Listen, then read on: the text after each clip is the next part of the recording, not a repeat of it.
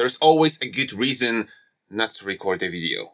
And today I've got a bunch of those reasons, but here I am trying to get back on YouTube. Somehow I'm surrounded by a huge mess in my studio. I will show you in a minute because I've been doing a lot of stuff here that I wanted to share with you. So recently I've been soldering a lot. That's because I've got this bad boy right here. This is Allen and Heath GL2400. It's a live mixing console, but I'm going to use it for studio purposes. This is more like a piece of fun for me. This is not like I'm going to use it all the time on every session, but essentially I've always wanted to have this analog kind of feeling when mixing, and I will explain everything to you in a minute. And under the mixing desk there is my rack shelf that I did myself. Here is my SSL bass compressor clone that I've been working on. It lights up really nicely. Here is a bunch of patch bays to connect all of those devices together. Here are my audio interfaces.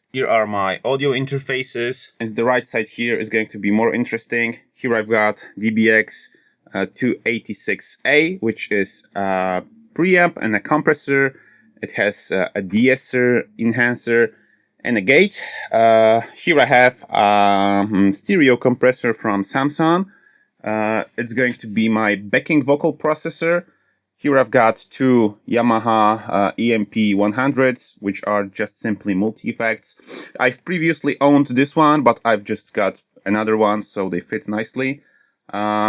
An analog delay, I mean analog digital delay, because it's digital, but it's real, so it's analog, let's say. My favorite one, Yamaha Reverb 500, which has some crazy reverbs. I just love it. Lexicon MX200 for some effects and reverbs. Another Lexicon, which is MPX 500. It's also got some effects and reverbs. And at the very bottom, I have my trusty Technics tape deck, double tape deck. All right, so that's how it looks like. Pretty crazy, huh?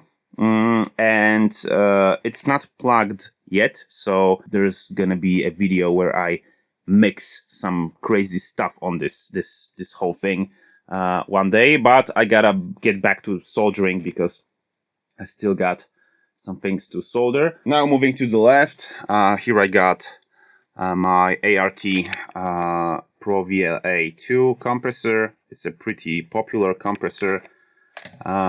It's not that expensive, but it's not that cheap either, at least here in Poland.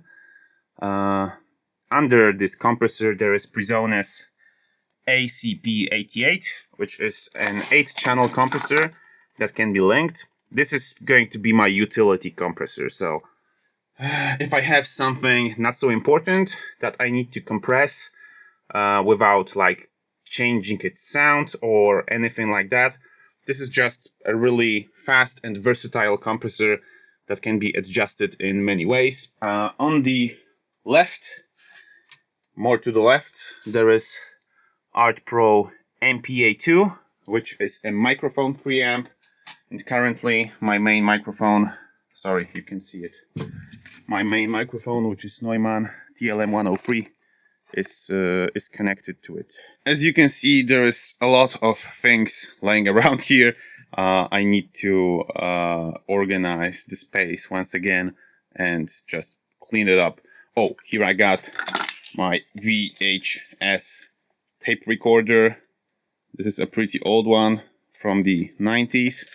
It works great. I've been shooting some videos with it already, and they look like everything you shoot on this thing looks like a 90s memory or something. All right, so I've showed you this, I've showed you that. As you can see, I've got some crazy screen setup right here. There's a lot I want to show you. So I think I'm going to be back with the videos for the upcoming time. I will try to like stay here, but you gotta understand this is like I don't have to make those videos anymore.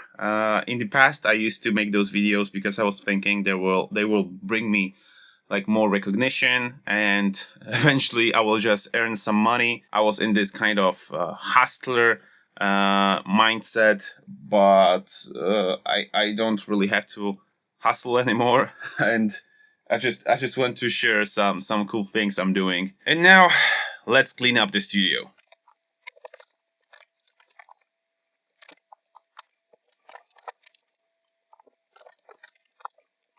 Alright, now it's much cleaner. That's what I wanted to achieve. The desk is clean, this side is clean. This side, not really, but I'm still going to solder some cables. And actually, I wanted to show you how I'm soldering cables. It's not that easy, and I've been figuring out how to do it like properly for a few cables. I mean, I've messed up a few ones before I started soldering them correctly. The temperature is set to 320 degrees Celsius, and let's get rolling. So first of all, I'm going to solder a TRS to TRS cable. So basically, I've got two stereo jacks that are going to be connected together to make a balanced cable. I've already got the cables, which are cut to 1.5 meters. And what do we do? First of all, I need to open one of those packages.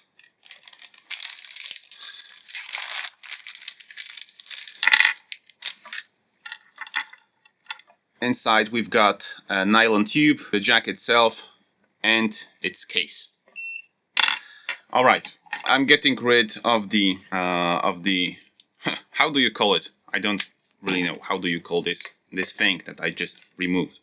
Let's call it cable isolation or cable cover. I don't know. All right. Inside we've got two wires, as well as the shielding, which is this copper wire that's been covering all of those other wires, as well as some like wick, probably cotton wick or something like that, to make the cable stronger and more flexible so it doesn't break. All right, I'm twisting the cable like this, so we've got a nice like something like this. I'm getting rid of this cotton or this thing right here. That's not a cable, right? I'm also going to remove the isolation from those two. So we've got three unisolated cables. I've shaped the flux like that, so I can just get my soldering iron and I can cover my wires with flux. I make sure everything's warmed up nicely and covered in flux. Now, I'm going to take the pliers and I'm going to get this ground wire, this copper one, and I'm going to just put it in half. So it's like that, sorry. I'm going to make a flux blob, let's say, right here. So it's nice and big. Now I have to show it. Take a look. So as you can see, this ground wire is twice as short as those inside wires, and it's covered in flux nicely. Alright, now I'm taking the casing. I could have done it before, but there's nothing wrong with it. Putting it on the cable with the casing. Alright, so it's like that. Now I'm taking the nylon tube, also putting it through all of those. Alright. And now the funniest phase. So I'm going to solder in the actual jack. Alright, so I'm putting it like that. Taking the copper wire, the shielding, and I'm going to solder it to the biggest part. I'm going to add a little bit more flux on this shielding wire. So I've got a nice blob that can now join and connect with this thing right here, the ground. All right, looks nice. Now we'll let it cool. And right now, you can't put this apart. That's nice. All right, the second step is to take the pliers and put those wires to those connectors, those smaller ones.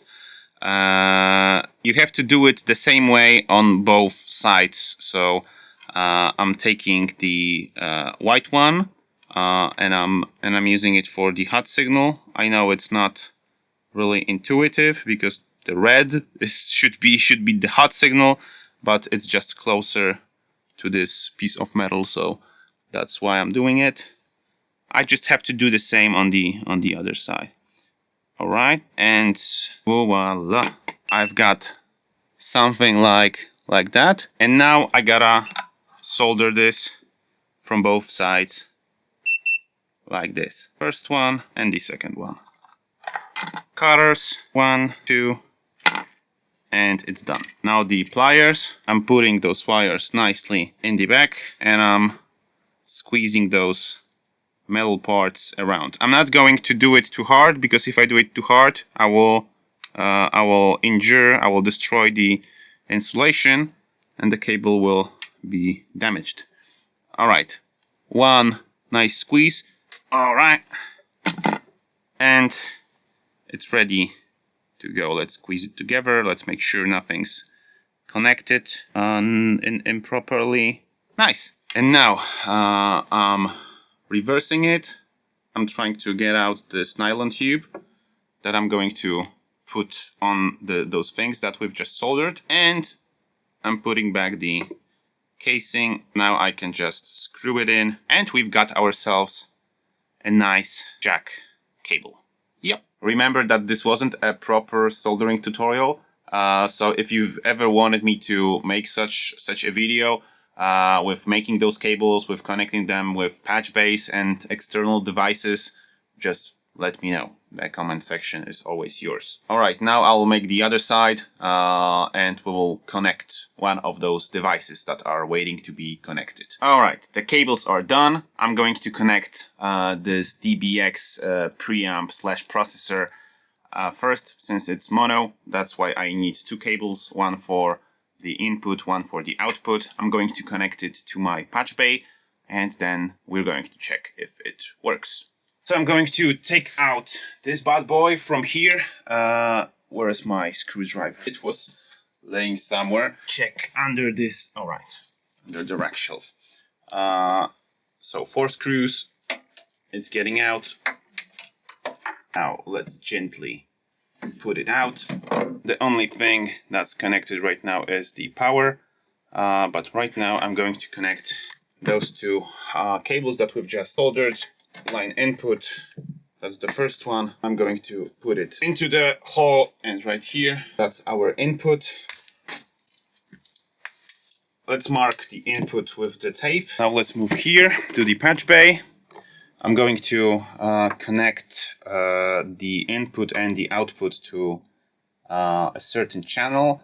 All of the channels until 13 are already plugged in with something. So this is the output. This is going to be number 13 on the output, and this is the input, and it's going to be number 13 on the input. The job is done. Let's put it back in.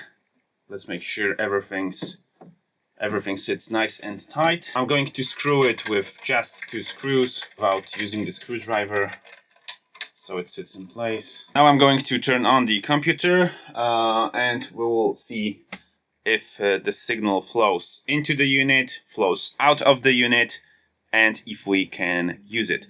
I'm going to find a pencil or anything that can be used for writing, because I need to mark the channel so I know it has this particular thing on it. All right, I found one. So channel number 13 is 286A. It's only a sketch. I'm going to print a nice label here, but for now it is what it is. And in the patch bay, I'm going to use channel number 24. I'm going to use 2 patch cables. The first one is going to take out the output number 13, which is our DBX, and I'm going to plug this into my interface on channel number 24, and I'm going to take the output, the input, sorry, from our thing, and I'm going to plug this into the output from our interface. As you can hear, it's not too complicated, but you can mess it up pretty quickly. And now, as everything's connected, I'm going to go into Reaper and play the audio through the DBX. Here we go.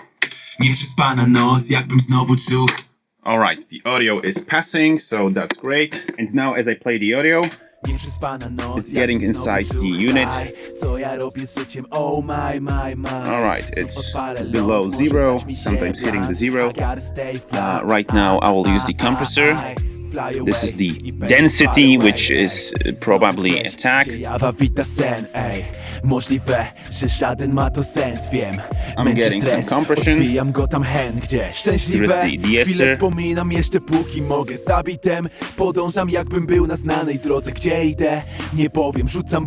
Alright, enhancer. Alright, and the output.